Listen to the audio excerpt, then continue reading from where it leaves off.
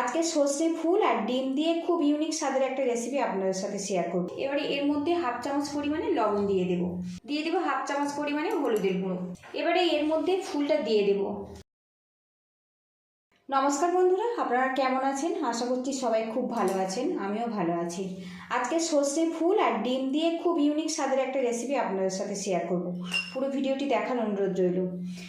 এরকম বসন্তকালে সজনে ফুল খাওয়া কিন্তু আমাদের শরীরের জন্য ভীষণ উপকারী। বিশেষ করে হাম বসন্তর হাত থেকে আমরা বাঁচতে পারি এই সজনে ফুল খেয়ে। আর বন্ধুরা, এই ফুল কিন্তু বাজারে খুব বেশি দিন পাওয়া যায় না। এর মধ্যে যদি আমরা 2 থেকে 3 বার খেয়ে নিতে পারি তাহলে কিন্তু আমাদের হাম বসন্তর হাত থেকে খুব সহজে বাঁচতে পারি। আর যাদের ইমিউনিটি খুবই কম তারা কিন্তু এই ফুলটা বেশি করে খাবেন, এতে ইমিউনিটি কিন্তু অনেকটাই বেড়ে যায়। তো বন্ধুরা, বাজার থেকে আমি 200 গ্রাম পরিমাণে সজনে ফুল নিয়েছি। আর এর মধ্যে যে ডাল থাকে, ছোট ছোট নোংরা থাকে, সেগুলো কিন্তু আগে থেকে আমি বেছে পরিষ্কার করে নিয়েছি। এটা যেহেতু গুঁড়োনো ফুল, সেই জন্য এর মধ্যে নোংরার পরিমাণটা কিন্তু একটু বেশি থাকে, সেই জন্য ভালো করে এটা পরিষ্কার করে নিতে হবে। আর বন্ধুরা, ফুল তো আপনারা বড়াভাবে খেয়েছেন কিংবা বেগুন দিয়ে তরকারি খেয়েছেন। আজকে আমি ডিম দিয়ে বানাচ্ছি, কারণ ডিমটা ছোট থেকে বড় সবাই খুব পছন্দ করে। আর ডিম দিয়ে এটা বানালে খুব ঝটপট রেডি হয়ে যায় আর খুবই টেস্টিভাবে তৈরি হয়। এখানে একটা গামলার মধ্যে কিছুটা জল নিয়েছি। এবারে এর মধ্যে হাফ চামচ পরিমাণে লবণ দিয়ে দেব, দিয়ে জলটা বেশ নোনতা নোনতা করে তৈরি করে নেব। দিয়ে দেবো হাফ চামচ পরিমাণে হলুদের গুঁড়ো। এটা ভালো করে মিক্স করে নেব লবণটা। এবারে এর মধ্যে ফুলটা দিয়ে দেব। এতে করে ফুলের মধ্যে যদি ছোট ছোট পোকা থাকে সেটা কিন্তু খুব সহজে মরে যাবে আর বেরিয়েও আসবে। এইভাবে একটু হাত দিয়ে ম্যাশ করে করে ধুয়ে নেব। আর বন্ধুরা, প্রতিদিনের মতো আপনাদের কাছে একটা রিকোয়েস্ট করছি, প্লিজ বন্ধুরা চ্যানেলটিকে লাইক, শেয়ার, সাবস্ক্রাইব করে আমার পাশে থাকবেন। আর যতটা সম্ভব রেসিপিটা একটু শেয়ার করে দেওয়ার অনুরোধ রইল। অনেকে কিন্তু এই ফুলটা খেতে চায় না, একটা তিতকুটে ভাবের জন্য। ওই তিতকুটে ভাবটাই কিন্তু আমাদের শরীরের জন্য বেশি উপকার। আর এই তিতকুটে ভাবটা যাতে খাওয়ার সময় বেশি না লাগে, সেই জন্য আজকে আমি ডিম দিয়ে রেসিপিটা বানাচ্ছি। একবার কিন্তু বাড়িতে এইভাবে বানানোর অনুরোধ রইল, আশা রাখছি খুবই ভালো লাগবে। দেখুন, এরকমভাবে ভিজিয়ে রাখবো 10 মিনিটের জন্য। তো বন্ধুরা, 10 মিনিট কিন্তু হয়ে গেছে। ভালো করে ধুয়ে নেব। এটা আবারও চেপে নেব, নেপে এক্সট্রা যে জলটা আছে ওটা বের করে দিয়ে আবারও পরিষ্কার জলের মধ্যে দিয়ে এইভাবে 2 থেকে 3 বার ধুয়ে নেব। এতে এর মধ্যে নোংরাটা থাকলে কিন্তু খুব সহজে বেরিয়ে যাবে। এদিকে একটা প্যান গরম করে নিয়েছি, এর মধ্যে 1 চামচ পরিমাণে সরিষার তেল দিয়ে দেব। আর বন্ধুরা, এটা সরিষার তেল দিয়ে বানাবেন, এটা কিন্তু অনেক বেশি স্বাস্থ্যকর হবে। এবার এর মধ্যে হাফ চামচ কালো জিরে দিয়ে দেব। এবারে এগুলো আমি ফ্রাই করে নেব। খুব সুন্দর একটা স্মেল বেরিয়ে আসছে। এবারে এখানে দেখুন 5টা রসুন কুচে নিয়েছি, এর মধ্যে দিয়ে দেব। আর অবশ্যই রসুনটা কুচে ব্যবহার করবেন, এতে খেতে কিন্তু খুব ভালো লাগবে। রসুনটা হালকা করে নাড়াচাড়া করে নেব, রসুনের কাঁচা গন্ধটা চলে যাবে। আর বন্ধুরা, এখানে আমার প্রয়োজন মতো আমি ফুলটা নিয়েছি, আপনারা কম বেশি করে নেবেন। এদিকে দেখুন বন্ধুরা, রসুনটা হালকা করে ভেজে নিয়েছি। খুব বেশি ডিপ করে কিন্তু এখানে ভাজার দরকার নেই, তাহলে রসুনের যে উপকারিতা সেটা কিন্তু আর থাকবে না। এবারে এখানে দেখুন পেঁয়াজ দিয়ে দেবো আর দিয়ে দেবো কাঁচা লঙ্কা কুচি। কাঁচা লঙ্কাটা আপনারা যতটা পছন্দ করেন সেই মতো দেবেন। এবারে এগুলো হালকা করে নাড়াচাড়া করে ভাজা ভাজা করে নেব। আজকে আমি যে পদ্ধতিতে সজনে ফুলের রেসিপিটা আপনাদের সাথে শেয়ার করছি, এইভাবে বানালে কিন্তু বাচ্চারা খুব খুশি মনে খেয়ে নেবে।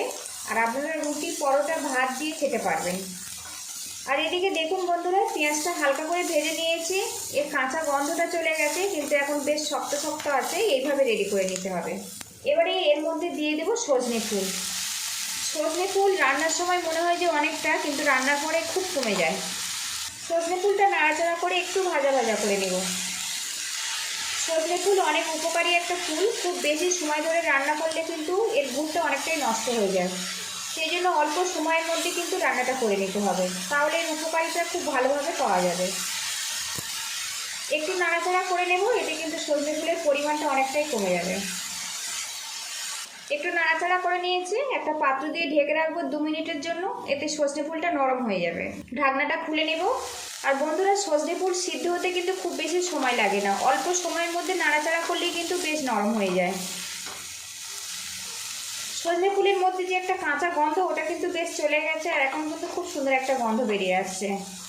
এবার এর মধ্যে স্বাদ মতো লবণ দিয়ে দেব। লবণটা আপনারা স্বাদ মতো দেবেন। পরিমাণ মতো হলুদের গুঁড়ো, আর দিয়ে দেবো সামান্য জিরের গুঁড়ো। আবারও মিক্স করে নেব।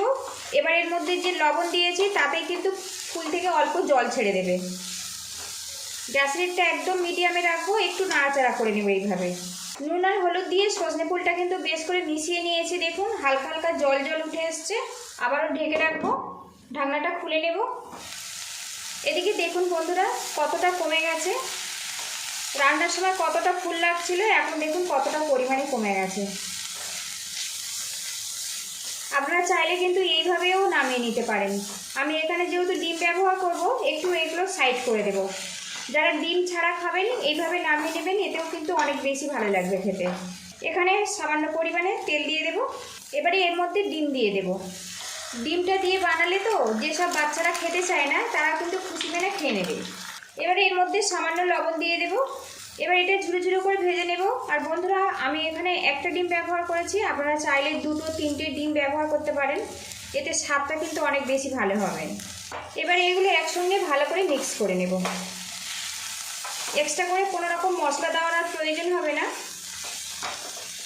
তো বন্ধুরা সর্ষে পাতা আর ডিম দিয়ে এই রেসিপিটা যদি ভালো লাগে প্লিজ বন্ধুরা একটু লাইক শেয়ার সাবস্ক্রাইব করে একটু পাশে থাকবেন। আর রেসিপিটা ভালো লাগলে প্লিজ বন্ধুরা একটু শেয়ার করে দেবেন।